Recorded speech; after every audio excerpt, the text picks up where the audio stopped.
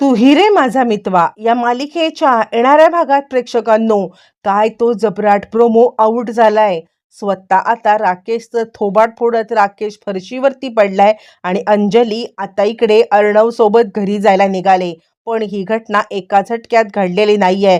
त्या जुन्या फ्लॅटमध्ये असा काही प्रकार घडलाय आणि आता अंजली आणि बाळावरती आलेलं संकट अर्णवच्या एका फोनमुळे किंवा धावत पळत अर्णव तिकडे पोहोचल्यामुळे आता मात्र टळलेलं आहे. नालायक राकेशने बायको आणि मुलाला सुद्धा त्रास द्यायला कमी नाही केलेली आहे आणि इथूनच सुरू झालंय अंजलीचे डोळे उघडण्याचा पहिला प्रवास. तिच्या जीवावरती बेतलेलं संकट हे अर्णवच्या येण्यामुळे कसं टळलं गेलं आणि त्याचबरोबर राकेशचं काळा चेहरा समोर येताच नक्की काय घडलंय, छोटासा व्हिडिओमध्ये सगळ्या प्रश्नांची उत्तरं मिळणार आहेत. शेवटपर्यंत नक्की. आजच्या भागात तर आपण पाहिलंय की आता हिला घेऊन ज्या वेळेला अंजलीला घेऊन राकेश आलेला आहे आणि राकेशने ते एका घाणेरड्या रूम मध्ये तिची सोय केली. खरं तर ज्या अपार्टमेंटच्या समोर सन अपार्टमेंटच्या समोर जिथे अंजली बसलेली असते ते अपार्टमेंट एकदम पॉश आहे आणि तिथे रूम सुद्धा अवेलेबल असतात. पण या माणसाला मात्र त्या रूम नको असतात कारण तिथलं भाडं हे आता हिला ठेवायला परवडणार नाहीये आणि हिला जोपर्यंत घाणीमध्ये ठेवत नाहीये ना तोचपर्यंत ही आता काही घरी परत जायच्या गोष्टी करणार नाही. म्हणून आता तिकडेच एक जवळपास असलेल्या एका झोपडपट्टी टाईपच्या रूम मध्ये जिथे घाण आहे, जिथे चाळीसारखं वातावरण आहे, ज्या अवस्थेमध्ये म्हणजे घरामध्ये अस्वच्छता आहे, अशा ठिकाणी कमी बजेटमध्ये किंवा कमी भाड्यामध्ये तो तिला घेऊन आलेला आहे. तिकडे आल्यावरती अंजलीची आधीच मानसिकता नाहीये. घरातून निघाल्या कारणाने तिला आता खूप अस्वस्थता आलेली आहे आणि तिला त्रास सुद्धा या गोष्टींचा होत आहे आणि त्याच्यातच ही घाण बघून तिला आता अजून धक्का बसलाय आणि त्यानंतर मग आता लगेचच ती सांगण्याचा प्रयत्न करते, राकेश हे सगळं स्वच्छता करून घ्यायला पाहिजे ना आपल्याला, आपण आधी स्वच्छता करून घेऊया. त्यावरती राकेश आता तिला सांगतोय, स्वच्छता आता तर झोपायची वेळ झालेली आहे आणि कसली स्वच्छता, आता मी तर काही स्वच्छता करू शकत नाहीये, तुला करायची असेल तर कर, पण मला नाही वाटत की तू पण ही स्वच्छता करावी.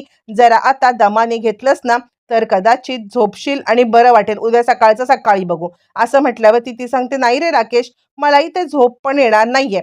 त्यावरती तो म्हणतो, ठीक आहे, पण मला आता झोप आलेली आहे, मी बाबा झोपतो. असं म्हणत तो तिकडे अंथरूण टाकून झोपतोय. अंजलीला हे सगळं काही सहन होत नाहीये आणि ती आता विचार करते की नाही नाही, काही झालं तरी मी इथली स्वच्छता करते आणि त्याच नंतर मग आता लगेचच जाते झोपायला. आणि ती आता त्याला बोलते तर तो सांगतो, तुला कोणी सांगितलं कोणी होतं की बाहेर पड म्हणून, त्या घरामध्ये राहायचं होतंस ना. यावरती ती म्हणते, राकेश काय बोलतोयस, मी तर तुझ्यासाठी आता या घराच्या बाहेर पडले होते ना. यावरती आता राकेश चिडतो आणि तो सांगतो, तुला कोणी सांगितलं होतं माझ्यासाठी या घराच्या बाहेर पडायला. अंजलीला खूप वाईट वाटतं आणि ती विचार करते, नाही म्हणजे राकेश चिडला असेल म्हणून तो हे सगळं बोलतोय.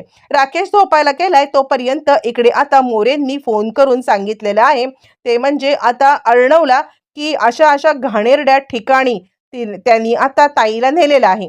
असं म्हटल्यावरती मग आता त्याला खूपच मोठा धक्का बसलाय आणि त्यानंतर ईश्वरी सांगायला लागते, काय झालं, काय बोलले ते. यावरती तो सांगतो, त्या नालायक राकेशने काय केलंय तुला माहिती आहे का, त्याने आता ताईला त्या घाणेरड्या अपार्टमेंटमध्ये नेलेलं आहे.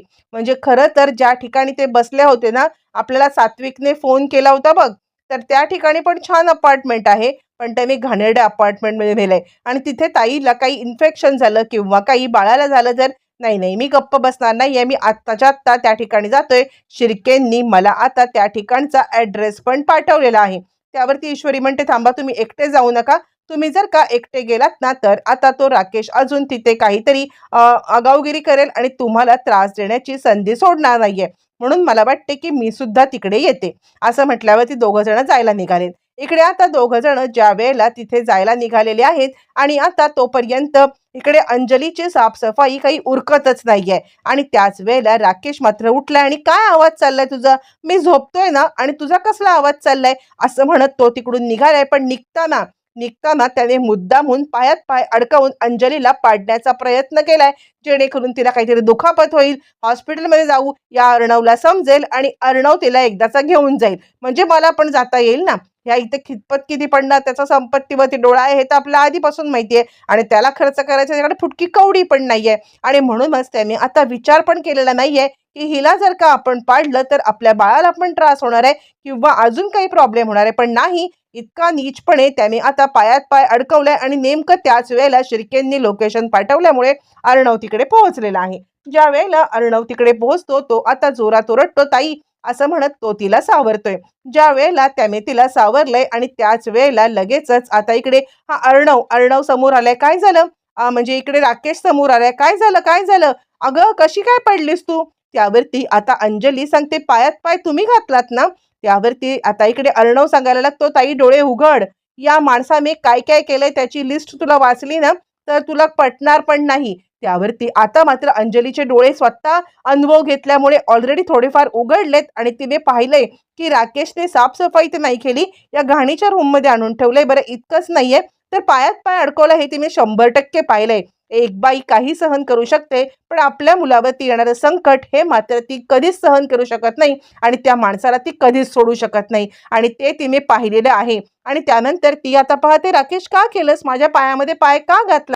तू का असं वागलास? त्यावरती मग आता अर्णव तिला सांगतोय, इतकंच नाहीये, तुला जर का अजून सत्य माहीत नसेल तर आता पुढचं सत्य तुला मी सांगतो. असं म्हटल्यावरती तो सांगतोय, तू ज्या सन अपार्टमेंटच्या इथे बसली होतीस ना त्याच वेळेला मला तिकडून सात्विकचा फोन आला होता. तू त्याचा टिफिन नाही ना खाल्लास, त्याचा टिफिन न खाता तू आता माझं नाव घेतलं म्हणून पाठवून दिलंस, पण त्याच बाजूच्या टपरीवरती जाऊन हा तिथे खात होता. तुझ्यासाठी आणलं त्यांनी काय? तुला उपाशी इथे ठेवलंय, तू इथे उपाशी आहेस, त्याला काही पडलंय आणि आता उपाशी पोटी तू काय आता इकडे झोपणार होतीस का?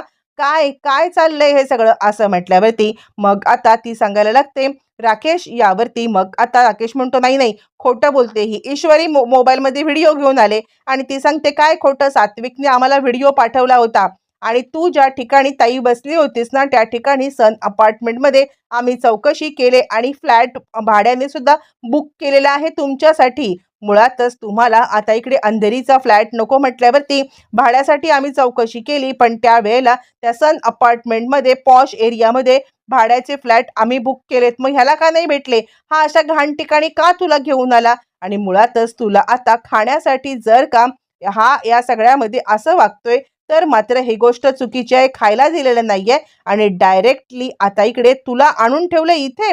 असं म्हटल्यावर ती चिडलेला अर्णव फाटकन राकेशचा थोबाड फोडतो. राकेश खाली पडलेला आहे आणि राकेश खाली पडून अंजली अंजली मी खरंच काही केलेलं नाहीये असं आता बोलायला लागलाय. ज्या वेळेला तो हे सगळं बोलतोय आणि त्याच वेळेला प्रेक्षकांनो अंजलीने सगळं सगळं पाहिलेलं आहे आणि अंजलीने या सगळ्यामध्ये आता विचारपूर्वक निर्णय घेतलाय आणि ती सांगते, मी इथे थांबणार नाहीये. मला बाकी काही माहित नाहीये चिंटू यांनी बाकी काय केलंय, बाकी काही नाही केलेलं आहे. पण पण या सगळ्यामध्ये याने जे काही केलंय ना ते मात्र आता मला समजलंय.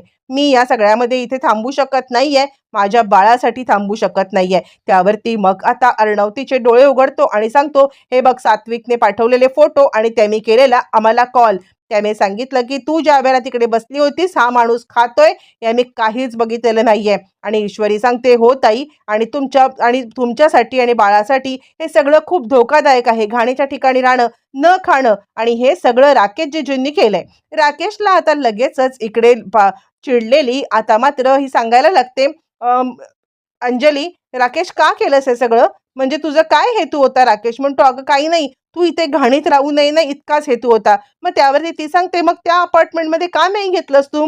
खाण्याचं माझे हाल केलेस हे माझ्यासाठी की तुला त्या घरात जायचं होतं? तुला त्या श्रीमंतीची चटक लागली होती. बाकी मला काही माहित नाही चिंटू बोलतोय ते खरं आहे की खोटं आहे, पण हे मात्र आता मी माझ्या डोळ्यांनी बघितलंय आणि अनुभवलंय. मला कधीपासून भूक लागले, मला तर सात्विकने खाणं ऑफर केलं पण मी नाही खाल्लं कारण तू उपाशी असशील आणि तू तिकडे जाऊन खाल्लंस आणि त्या चांगल्या अपार्टमेंटमध्ये घर नाही घेतलंस.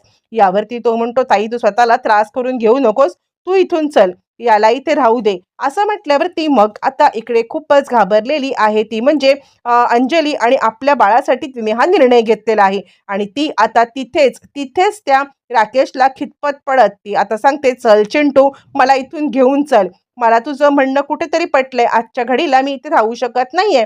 प्रेक्षकांनो अखेर आता चिंटूला घेऊन आपली अंजली निघालेली आहे आणि राकेश मात्र अंजली अंजली करत तिकडे खाली पडलेला आहे. एका झटक्यात एका फोनमुळे एका फोटोमुळे राकेशची सगळी सत्य तर उलगडलेत. हां, पण फक्त आता आजच्या पुरतीच. अजून त्याने मागच्या भूतकाळात काय केलंय हे सत्य समोर येणं बाकी आहे. पण सध्या तरी अंजली सुखरूप आपल्या घरी गेलेली आहे आणि राकेश खितपत तिथे पडलाय. आता अंजली एकटी असल्यावरती ईश्वरी आणि अर्णव तिचे डोळे कसे उघडणार हे सगळं येणाऱ्या भागामध्ये पाहायला मिळेल.